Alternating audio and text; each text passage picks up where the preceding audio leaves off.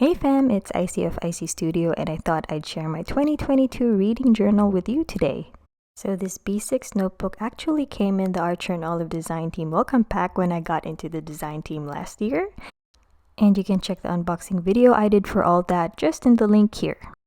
So before we get into the flip through, I just want to do a little recap. So I've read 60 books in 2022, which was the most books I've read in a year ever in my life.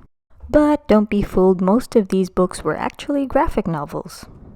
So anyway, here is my 2022 reading journal, and this is my mood whenever I read. So the spreads that you are about to see, I actually did for an Archer and Olive blog post. And the theme I was going for was library, and as you can see, this is my quotes page and my cover page. And my reading log, so this is where I write the books down and when I started and finished them, and I also assign a color for every book that I read. And next is my reading goal and reading progress, which I have exceeded by twofold in 2022. I actually like setting goals that are like below my expectations so that I won't get disappointed. Lol. And this is my reading tracker page, wherein the colors that I've used in the reading log come into play. So I just color in every day of the year with the corresponding color of the book that I read. But sadly, I stopped updating it because I couldn't be bothered. And the page next to that is just a little overview of the books I read in 2021. So the rest of the flip through is actually all of the books that I've read, and it includes reviews, favorite quotes, and a little bit of art. I actually thought of doing like a one-line synopsis of every book that I've read last year, but that's going to take a lot of our time. So instead, I want to talk about why I didn't really enjoy using this journal and it felt like such a chore to complete. So initially, I had envisioned this journal as an opportunity for me to practice hand lettering. Like, for example, I would write the book title in a specific hand lettering style and use color palettes that are on the book covers. But for some reason, I couldn't keep up, and it felt like I put so much pressure on myself to make it look good, and because of that, I ended up not enjoying updating my reading journal, and it felt like such a chore to do. And that made me feel really sad because I enjoy reading books, and I would really love to keep a record of the books that I read and what my thoughts were and my favorite quotes. I actually thought of just abandoning it and not updating it ever and just, I don't know, not using it ever again because I track my reading progress on Goodreads anyway. But the thing is, having something tangible and having a book or a photo album that you can actually run your fingers along the pages and flip through and see the memories that you've created, I feel that experience beats any form of digital memory keeping. Not that there's anything wrong with digital memory keeping. My husband actually keeps a lot of things backed up in a cloud somewhere digitally, and I think in this modern day and age we're headed towards that direction. But I like having something that enables me to touch and feel and relive memories, and keeping journals allows me to do that. So that is basically the reason why I decided not to discontinue using this reading journal. So if ever you're feeling unmotivated, uninspired, or if you feel like discontinuing your bullet journal, please don't. I highly recommend taking a break, taking a step back, allowing yourself to feel all these overwhelming emotions, no matter how negative they may feel or no matter how unpleasant they may feel, and just express your emotions through writing or other creative ways like painting or coloring until you feel ready to get back into journaling.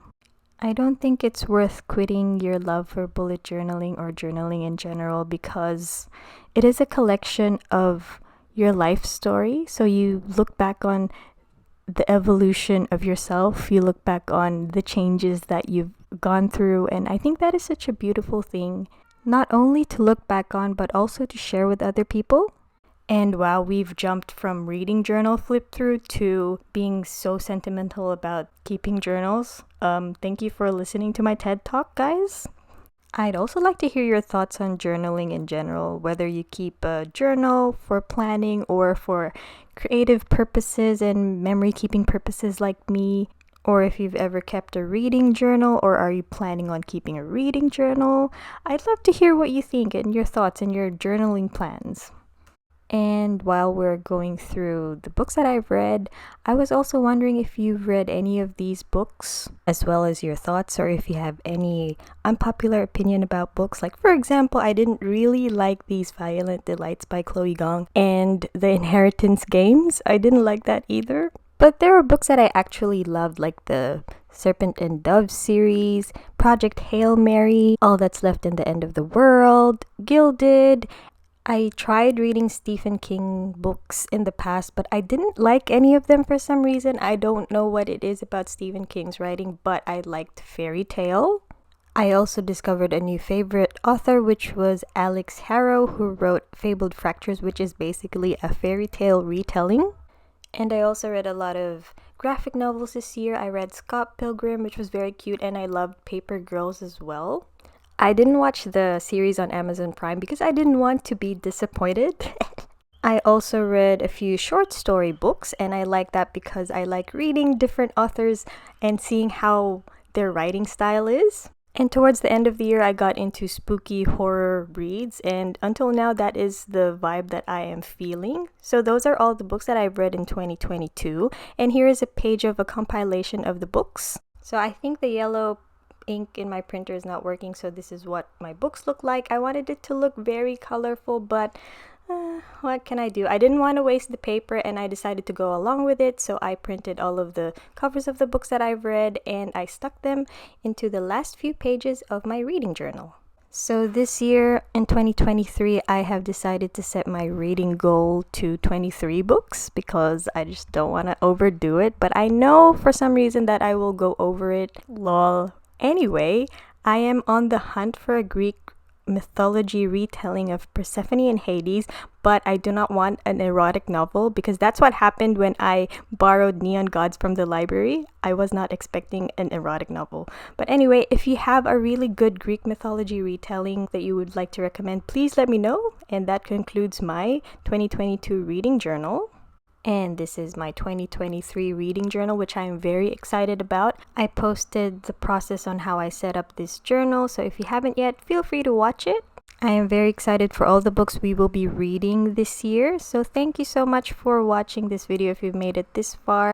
Let me know what book you're really looking forward to reading. And thank you so much, and I'll see you in the next video.